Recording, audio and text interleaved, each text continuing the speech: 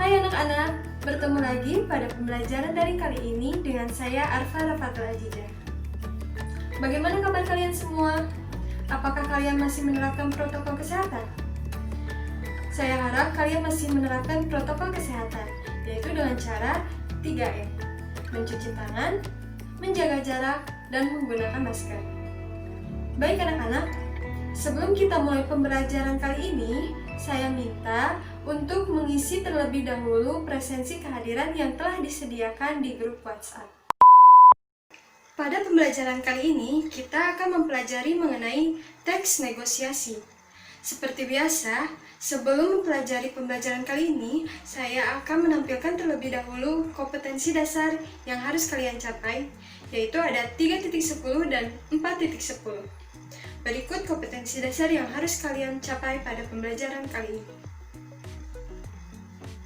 Anak-anak, sebelumnya, apakah kalian sering melakukan jual beli? Tentunya, semua manusia tidak jauh kegiatan sehari-harinya dari jual beli. Baik itu kalian yang berperan sebagai penjual atau kalian berperan sebagai pembeli.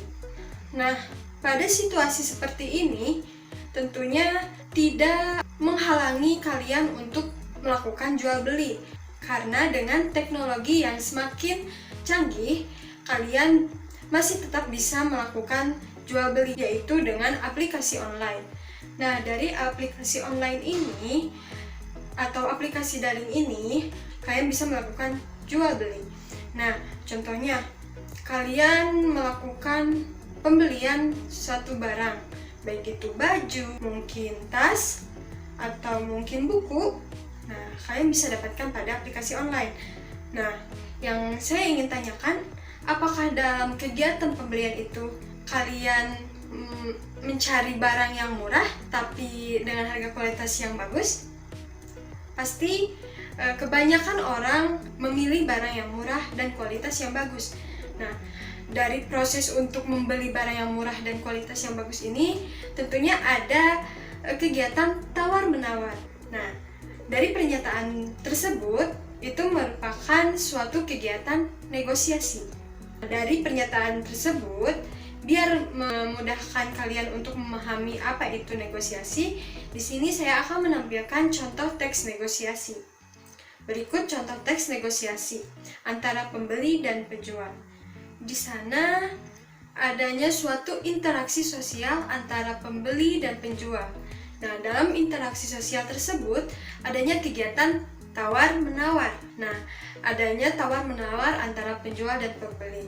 Nah, pada contoh teks tersebut bisa kalian simak ada kalimat, "Ini sudah bu, beneran. Ini nggak bisa kurang. 50.000 aja ya." Nah, itu merupakan usaha pembeli untuk menurunkan harga jengkol. Nah, pada kesepakatannya, akhirnya penjual menurunkan harga awal yang awalnya 80.000 sehingga menjadi 70.000. Nah, dari sana tidak ada pihak yang dirugikan. Meskipun diturunkan, namun penjual tidak merasa keberatan untuk menurunkan harga tersebut. Nah, sampai sini apakah kalian sudah paham? Jika kalian kurang paham, berikut pengertian teks negosiasi. Teks negosiasi atau negosiasi adalah suatu bentuk interaksi sosial yang berfungsi untuk mencapai penyelesaian bersama di antara pihak-pihak yang mempunyai kepentingan bersama. Nah, pihak-pihak tersebut berusaha menyelesaikan perbedaan tersebut dengan cara berdialog dan tidak akan merugikan salah satu pihak.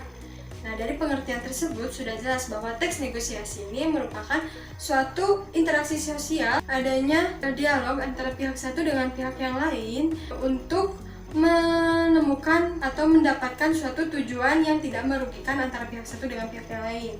Nah, dari tujuan mereka ini adanya proses tawar-menawar. Teks negosiasi atau bernegosiasi ini bisa kalian temukan pada kegiatan jual beli di pasar, jual beli di online, baik itu di suatu bank ataupun dengan teman kalian sendiri.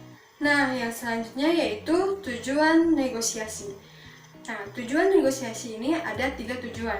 Yang pertama yaitu mencapai kesepakatan yang memiliki kesamaan persepsi, saling pengertian, dan adanya persetujuan. Nah, maksud dari tujuan tersebut bahwa dalam teks negosiasi ini harus adanya kesalingan atau pihak satu dengan pihak yang lainnya memiliki persamaan seperti itu. Nah, yang selanjutnya yaitu mencapai penyelesaian atau jalan keluar dari masalah yang dihadapi secara bersama. Dari tujuan teks negosiasi ini adanya kesepakatan bersama antara pihak satu dengan pihak yang lainnya. Kemudian yang ketiga yaitu mencapai kondisi yang saling menguntungkan dan tidak ada yang dirugikan. Ya, sudah jelas ya dari tujuan-tujuan yang pertama dan yang sampai ke yang terakhir ini bahwa tujuan secara umum dari teks negosiasi ini yaitu adanya saling kesamaan, saling pengertian, dan adanya suatu tujuan bersama yang tidak merugikan pihak satu dengan pihak yang lainnya.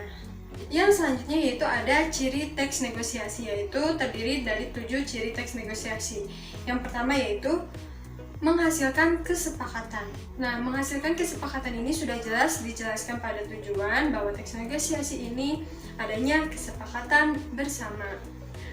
Nah, yang selanjutnya menghasilkan keputusan yang saling menguntungkan, baik itu dari pihak satu dengan pihak yang kedua atau pihak yang lainnya.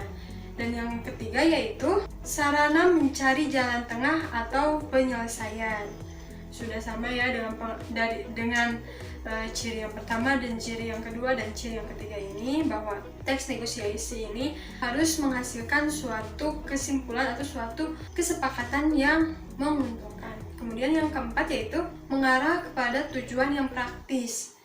Nah, maksud dari mengarah pada tujuan praktis ini yaitu tidak memberatkan pihak satu dengan pihak yang lainnya, sehingga dari tujuan ini adanya proses yaitu harus saling menguntungkan dan tidak memberatkan satu dengan yang lainnya. Kemudian yang kelima yaitu memprioritaskan kepentingan bersama. Nah, dari maksud tersebut bahwa dalam teks negosiasi ini tidak ada orang yang diprioritaskan salah satunya, melainkan keduanya harus saling memprioritaskan. Seperti itu. Kemudian yang keenam, menyangkut rencana yang belum terjadi. Nah, maksud menyangkut rencana yang belum terjadi di sini yaitu adanya suatu kesepakatan yang awalnya begini dan akhirnya menjadi seperti itu. Nah, maksudnya itu yang awalnya misalnya yang awalnya pembeli atau penjual ini menjualkan suatu barang seharga 10.000, bisa saja dengan adanya proses tawar-menawar antara pembeli dan penjual ini menghasilkan suatu harga yang baru, yaitu bisa menjadi 9.000 atau 8.000, tetapi tidak jauh dari harga sebelumnya, sehingga tidak ada pihak yang dirugikan. Kemudian yang terakhir yaitu selalu melibatkan kedua belah pihak, yaitu sama dengan poin 5 bahwa pada teks negosiasi ini tidak menguntungkan salah satunya atau tidak memprioritaskan salah satunya, ataupun bisa saja tidak melibatkan hanya satu belah pihak saja, tetapi harus kedua-duanya seperti itu. Nah, yang selanjutnya yaitu cara melakukan pengajuan dan penawaran dalam negosiasi. Nah, cara ini ada 4 cara, yaitu yang pertama, menyampaikan pengajuan dan penawaran dengan secara sopan. Nah, pada teks negosiasi ini, untuk menghasilkan kepentingan bersama dan tidak adanya belah pihak yang dirugikan, maka dalam proses tawar-menawar atau dalam pengajuan dan penawaran ini harus dilihat dari kondisi dan harus menggunakan tata krama juga, harus melihat tata krama dan etika, baik itu ketika kalian mengajukan sesuatu maupun ketika kalian menawarkan sesuatu, sehingga tidak ada orang atau pihak yang dirugikan. Nah, yang selanjutnya yang kedua yaitu tidak menekan pihak lain. Nah, maksud dari tidak menekan pihak lain ini yaitu ketika kalian sedang bernegosiasi, kalian tidak memihak yang sedang diajak berdialog atau berinteraksi, ataupun kalian tidak memihak orang lain. Nah, maksud dari memihak orang lain di luar negosiasi, di luar kalian berdialog, maksudnya yaitu seperti kalian berperan sebagai penjual. Nah, ketika kalian ingin menawarkan sesuatu kepada pembeli untuk menginginkan kepentingan kalian sendiri, sehingga kalian menjelek-jelekan pihak lain. Nah, maksudnya kalian menjelek-jelekan toko lain mungkin atau barang lain mungkin, sehingga strategi kalian untuk menarik daya tarik pembeli. Nah, hal seperti itu sebaiknya dihindarkan dalam bernegosiasi. Kemudian yang selanjutnya, yang ketiga, saling menguntungkan. Nah, sesuai dengan tujuan dan ciri teks negosiasi ini, bahwa kalian dalam bernegosiasi ini harus memperhatikan keuntungan orang lain juga, tidak mementingkan keuntungan diri sendiri. Nah, yang terakhir yaitu disertai dengan alasan. Nah, mengapa dalam bernegosiasi harus disertai dengan alasan? Karena dengan alasan ini bisa meyakinkan penjual atau pembeli atau kegiatan pengajuan dan penawaran. Nah, yang selanjutnya yaitu struktur teks negosiasi. Nah, struktur teks negosiasi ini terbagi menjadi 4 bagian. Yang pertama yaitu ada orientasi. Apa orientasi? Nah, orientasi ini yaitu bagian ini merupakan bagian awal yang terkandung pada teks negosiasi yang biasanya berisikan salam pembukaan dan dilanjut dengan saling memperkenalkan diri antara pihak satu dengan pihak yang lainnya. Nah, pada bagian ini merupakan tahap awal pada teks negosiasi, yaitu mungkin bisa disebut pemanasan ketika saat tawar-menawar. Nah, yaitu adanya salam terlebih dahulu, yaitu seperti Assalamualaikum, Waalaikumsalam. Kemudian kalian memperkenalkan diri. Meskipun tidak memperkenalkan diri, tetapi kalian bisa dengan cara memperkenalkan barang yang ingin ditawarkan mungkin, seperti itu. Kemudian yang kedua yaitu ada pengajuan. Nah, apa pengajuan ini? Nah, pengajuan pada struktur ini yaitu salah satu pihak ada yang mengajukan hal atau barang yang diminta oleh pihak lain. Nah, maksudnya yaitu seperti contoh, saya menginginkan sesuatu, contohnya, Pak atau Ibu, apakah di sini ada gelas? Nah, pada pengajuan ini si penjual menjawab, oh, di sini ada gelas. Apakah Anda menginginkan gelas ini? Harga gelas ini bla bla bla bla bla. Nah, di sana adanya proses pengajuan. Nah, yang selanjutnya yaitu adanya penawaran. Nah, pada teks negosiasi ini penawaran adalah segala bentuk proses tawar-menawar antara pihak yang terlibat dalam negosiasi ada pada struktur ini. Nah, pada penawaran ini adanya tawar-menawar antara pihak satu dengan pihak yang lain, atau bisa disebut dengan pembeli dan penjual. Yang terakhir yaitu adanya persetujuan. Nah, persetujuan ini yaitu tahap akhir pada teks negosiasi. Nah, bahwa persetujuan yaitu mengakhiri dari sebuah percakapan antara kedua belah pihak untuk menyelesaikan suatu proses interaksi dalam negosiasi. Dari persetujuan ini harus adanya persetujuan antara penjual dan pembeli, antara pengajuan dan penawaran. Dari persetujuan ini juga harus melihat kepentingan antara pihak satu dengan pihak yang lain, yaitu adanya persetujuan yang saling menguntungkan, seperti itu. Yang terakhir yaitu ciri-ciri kebahasaan yang terkandung pada teks negosiasi. Ciri kebahasaan yang terkandung pada teks negosiasi ini terdapat 2 umum ciri kebahasaan yang selalu ada pada teks negosiasi. Nah, yang pertama yaitu pasangan tuturan. Pasangan tuturan atau tuturan adalah pemakaian suatu bahasa, baik itu seperti kalimat atau sebuah kata oleh seorang penutur tertentu pada situasi tertentu. Dalam negosiasi, tuturan ini yaitu merupakan suatu dialog yang berarti dilakukan oleh dua belah pihak ataupun bisa lebih. Nah, maksud dari pasangan tuturan ini jika dikaitkan dengan negosiasi berarti adanya interaksi. Di dalamnya adanya tawar-menawar. Dalam tawar-menawar ini tentunya pasti ada suatu bahasa yang berupa kalimat-kalimat pengajuan ataupun penawaran. Nah, contohnya seperti dalam orientasi atau pembukaan. Tentunya tadi sudah saya jelaskan bahwa dalam pembukaan itu adanya suatu pengenalan atau suatu salam antara pihak satu dengan pihak yang lainnya. Contohnya seperti Assalamualaikum, maka pihak yang lainnya dijawab Waalaikumsalam, seperti itu. Nah, pada pasangan tuturan ini tidak selamanya pihak satu dengan pihak yang lainnya adanya jawaban. Seperti contoh, pembeli menanyakan seperti ini, Bu, apakah di sini ada gelas? Berapa harganya? Nah, penjual menjawab, tetapi menjawab hanya sebagian. Hanya menjawab pertanyaan yang pertama tadi diajukan oleh pembeli. Di sini ada gelas nih. Nah, berarti di sana penjual tidak menjawab pertanyaan kedua dari si pembeli, yaitu si pembeli tadi yang kedua menanyakan berapa harganya. Nah, di sana tidak adanya jawaban dari si penjual. Nah, yang selanjutnya yaitu kalimat atau kata persuasif. Kata persuasif ini dalam teks negosiasi sering ditemukan. Bahasa persuasif atau kalimat persuasif yaitu bahasa atau kalimat yang digunakan untuk membujuk atau menarik perhatian. Dari pengertian tersebut, dilihat dari ciri dan tujuan teks negosiasi bahwa negosiasi ini harus menggunakan bahasa yang sopan sehingga antara kedua belah pihak agar terjadi komunikasi yang baik untuk mencapai negosiasi yang sukses. Nah, dalam kalimat persuasif ini kan tadi membujuk. Dalam membujuk ini harus memperhatikan bahasa yang sopan seperti itu. Nah, contohnya pada teks negosiasi ini kalimat persuasif itu contohnya seperti ketika pembeli sedang menawarkan harga kepada si penjual. Contohnya seperti ini. Wah, harganya lumayan juga ya Bu. Apakah bisa turun dari harga aslinya?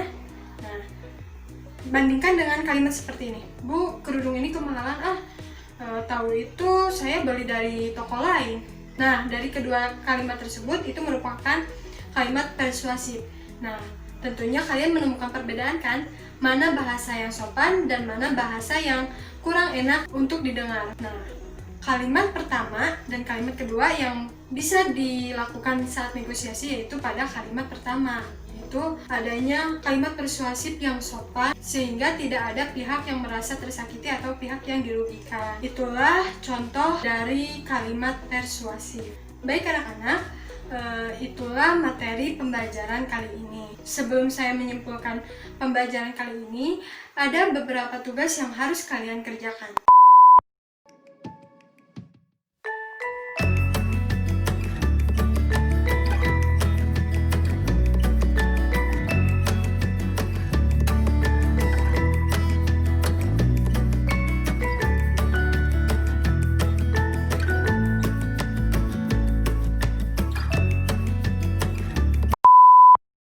Baik anak-anak, karena pembelajaran kali ini telah selesai, sebelum saya menutup pembelajaran kali ini, saya akan menyimpulkan materi yang telah kita pelajari pada pembelajaran kali ini.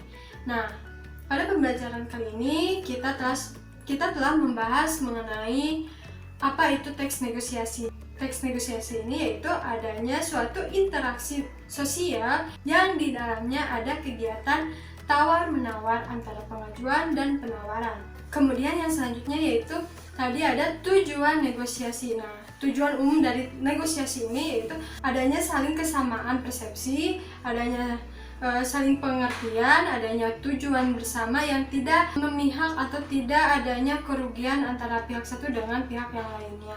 Kemudian yang selanjutnya, ciri teks negosiasi yang terbagi menjadi 7 bagian. Yang pertama ada menghasilkan kesepakatan, menghasilkan keputusan yang saling menguntungkan, sarana mencari penyelesaian dan jalan tengah. Kemudian yang selanjutnya mengarah pada tujuan praktis. Yang kelima memprioritaskan kedua belah pihak. Yang keenam menyangkut rencana yang belum terjadi.